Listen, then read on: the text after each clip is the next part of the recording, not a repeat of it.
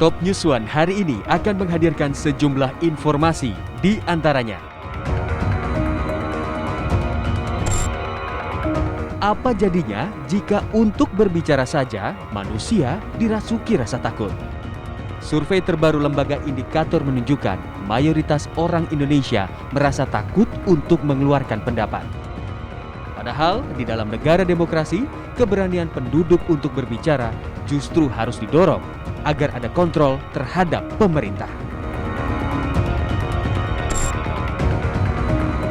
Pembangunan proyek Taman Nasional Komodo Manggarai Barat, Nusa Tenggara Timur menuai kritik dari sejumlah pihak. Wahana Lingkungan Hidup Indonesia atau WALHI menolak pembangunan proyek tersebut karena mengancam ekosistem komodo.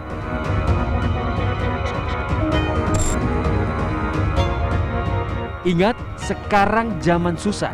Jangan berharap ada kenaikan upah. Inilah Top News One.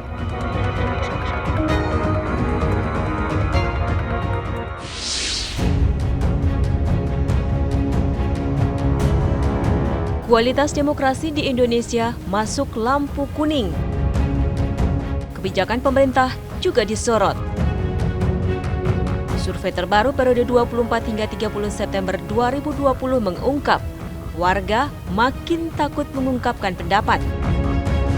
Menurut Ibu Bapak, apakah Indonesia saat ini menjadi lebih demokratis, kurang demokratis, atau tetap sama saja dalam beberapa tahun terakhir? Jadi kondisi demokrasi. Ada 36% yang mengatakan bahwa Indonesia saat ini menjadi kurang demokratis. Proporsi yang mengatakan ini itu lebih besar ketimbang yang mengatakan Indonesia menjadi lebih demokratis. Nah, kemudian kita tanya variabel lain, setuju atau tidak setuju dengan pendapat bahwa warga makin takut menyatakan pendapat. Yang mengatakan sangat setuju dengan pendapat ini 21,9%. Yang menyatakan cenderung atau agak setuju dengan pernyataan ini besar sekali, 47,7%. Yang menolak dalam pengertian nggak ada apa-apa, orang bebas ngomong sekarang, itu 22,0%. Yang tidak setuju sama sekali dengan pernyataan ini 3,6%. Ini alarming. Lagi-lagi ya kita ingatkan, ada situasi yang di bawah alam sadar masyarakat mulai takut ngomong. Padahal dalam konteks demokrasi partisipatoris deliberatif, warga itu justru harus di-encourage untuk bicara apapun isinya. Jadi terlepas berkualitas tidak berkualitas, apapun pendapat mereka pro atau kontra, dalam demokrasi harus mendapatkan tempat yang sama dengan mereka yang pro pemerintah. Setuju atau tidak setuju dengan pendapat bahwa warga makin sulit demonstrasi? Lagi-lagi yang menyatakan sangat setuju, ya, itu memang imbang dengan yang mengatakan kurang setuju. Ini skalanya 4, tetapi yang menyatakan agak setuju, jadi lebih dekat ke setuju, jadi cenderung setuju, itu mayoritas. Terungkap pula jika aparat dianggap semakin semena-mena dalam menangani warga yang berbeda pandangan politik. Setuju tidak setuju? Setuju atau tidak dengan pernyataan bahwa aparat makin semena-mena menangkap warga yang berbeda pilihan politiknya dengan penguasa? Yang menyatakan kurang setuju 31,8%, plus yang menyatakan tidak setuju sama sekali 4,7%. Tapi kalau saya gabung sangat setuju sama agak setuju, itu mayoritas. Jadi variabel kebebasan sipil itu sepertinya belnya udah bunyi nih. Hati-hati gitu ya, supaya jangan sampai kekecewaan itu menimbulkan disilusi. Kualitas demokrasi di tanah air juga disorot anggota DPD RI Jimli Asidiki. Fenomena saling serang via media sosial yang membelah masyarakat juga menjadi perhatian serius. Maka secara umum demokrasi kita menurun kualitasnya. Di dunia juga sedang menurun, apalagi di kita. Begitu juga kinerja negara hukum kita, baik dalam pembangunan hukum maupun penegakan hukum. Ini turun sekali. Nah, kalau human right itu tidak terlindungi, kebebasan berpendapat, kebebasan berorganisasi, plus adanya disrupsi teknologi membuat masyarakat kita ini di medsos itu jadi bebas saling menghujat, saling apa gitu. Nah, ini juga dimanfaatkan untuk membelah dua, ya, haters versus lovers. Tidak penting orang yang dicinta itu orangnya hebat betulan, tidak penting. Tapi para pencinta itu, ya, hanya tidak suka kepada para pembenci. Nah, maka dukungan kepada orang yang dicintai makin tidak rasional. Seperti halnya sebaliknya, ya kan? Kebencian kepada orang yang dibenci makin tidak rasional.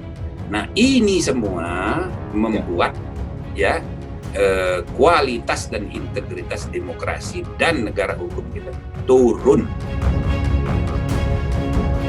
Lantas bagaimana membenahi merosotnya kualitas demokrasi dan menggairahkan kebebasan berpendapat?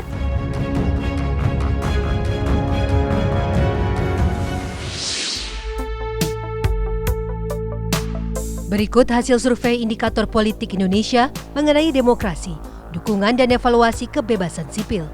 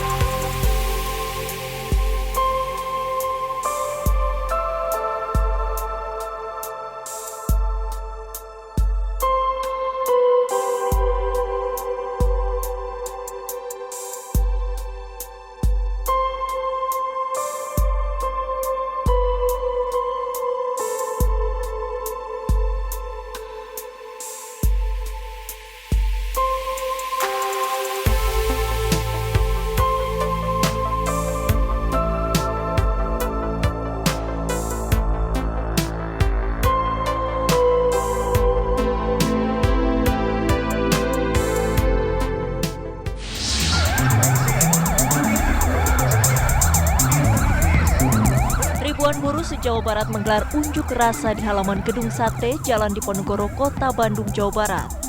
Dalam orasinya, buruh se-Jawa Barat menolak UMP 2021 dan menaikkan UMK 8% 2021 serta menolak Undang-Undang Cipta Kerja. Unjuk rasa juga digelar ribuan buruh dan mahasiswa di Surabaya, Jawa Timur. Para pengunjuk rasa berkumpul di depan Mapolda Jatim dan menggelar orasi.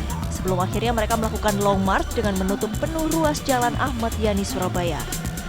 Aksi dilanjutkan di kantor Gubernur Jawa Timur di Jalan Pahlawan, Surabaya. Mereka kembali melakukan aksi penolakan terhadap Omnibus Law Undang-Undang Cipta Kerja.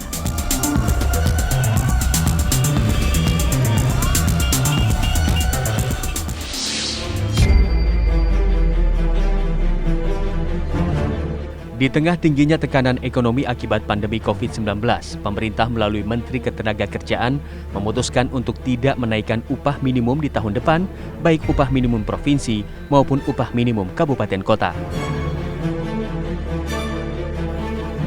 Dalam keterangan tertulisnya, Menteri Ketenagakerjaan Ida Fauzia telah menerbitkan surat edaran yang ditujukan terhadap gubernur se-Indonesia. Surat edaran ini mengatur tentang penetapan upah minimum tahun 2021 pada masa pandemi COVID-19. Dengan mempertimbangkan kondisi ekonomi di masa pandemi dan perlunya pemulihan ekonomi nasional, Menteri Ketenagakerjaan meminta kepada gubernur agar menetapkan upah minimum tahun 2021 sama dengan upah minimum tahun 2020. Surat edaran ini telah ditandatangani oleh Menteri Ketenagakerjaan pada 26 Oktober 2020. Selanjutnya, upah minimum 2021 ini secara resmi akan ditetapkan dan diumumkan oleh seluruh pemerintah daerah pada akhir Oktober 2020. Meski tidak ada kenaikan upah minimum, Menteri Ketenagakerjaan mengaku kebijakan ini dilakukan untuk memberikan perlindungan dan keberlangsungan bekerja bagi pekerja atau buruh. Tidak adanya kenaikan upah minimum diharapkan bisa menjaga kelangsungan dunia usaha dan menghindari terjadinya pemutusan hubungan kerja. Penerbitan surat edaran ini juga dilatar belakangi oleh pandemi COVID-19 yang berdampak pada kondisi perekonomian dan kemampuan perusahaan dalam memenuhi hak pekerja atau buruh, termasuk dalam membayar upah.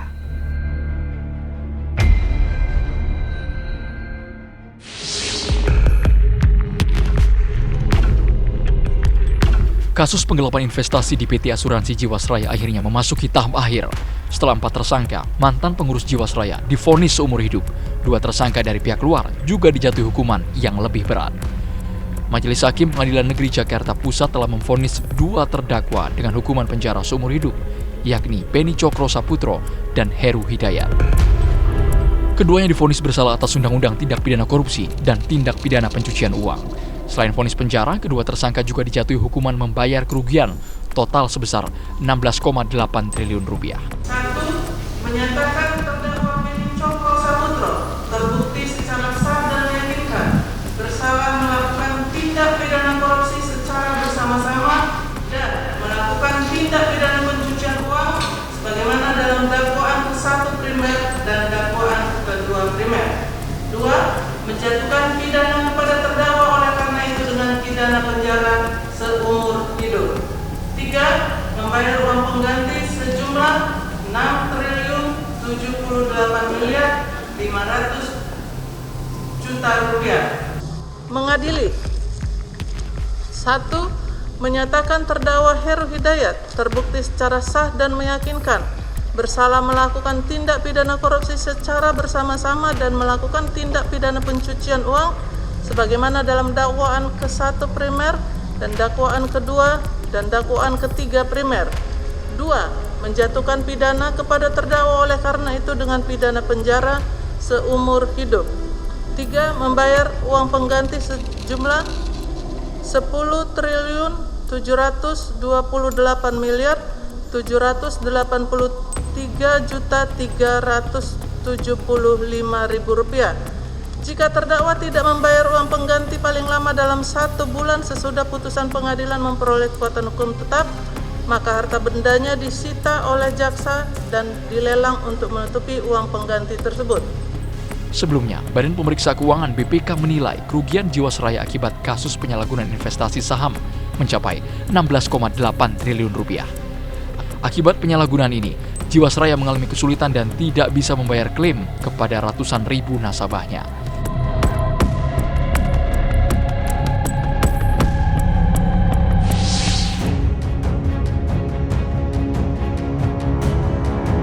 Pembangunan Pulau Rinca di Taman Nasional Komodo mengundang reaksi beragam pihak. Apalagi ditambah foto Komodo menghadang truk di Pulau Rinca viral di media sosial. Wahana Lingkungan Hidup Indonesia menilai pembangunan pariwisata di Taman Nasional Komodo bisa menghancurkan ekosistem Komodo. Walhi melihat pemerintah hanya mementingkan ekonomi daripada perlindungan satwa. Awal tentang pembangunan pariwisata akan menghancurkan ruang hidup Komodo itu terbukti. Oleh karena itu, kami mengkritik dengan keras bahwa KLHK jangan terlalu banyak bermain-main dengan urusan konservasi di sana. KLHK fokus saja untuk mengurus konservasi Komodo yang merupakan habitat endemik NTT yang sudah diakui oleh dunia. Jangan memberikan ruang sedikit pun pada upaya-upaya yang akan merusak habitat Komodo. Belajarlah dari negara-negara lain, peristiwa di taman nasional di dunia yang hancur hanya lantaran membuka keran pariwisata yang lebih mengedepankan ekonomi dibandingkan perlindungan satwa.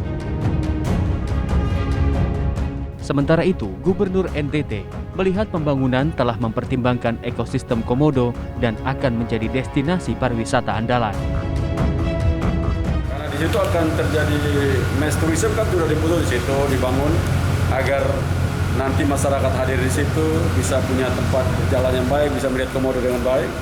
Tempat-tempat itu menjadi karena pulau itu menjadi mass tourism selain dari Karena yang lain akan menjadi sangat prioritas untuk high-end tourism dan tidak semua orang bisa masuk di sana nanti kemudian hari. Apa itu sudah mempertimbangkan ekosistem dan habitat? Sudah dong, udah bagus sekali di sana. Itu komodonya lagi selamat datang, bukan menahan. Pemerintah tengah membangun berbagai sarana dan prasarana bertaraf internasional di Taman Nasional Komodo.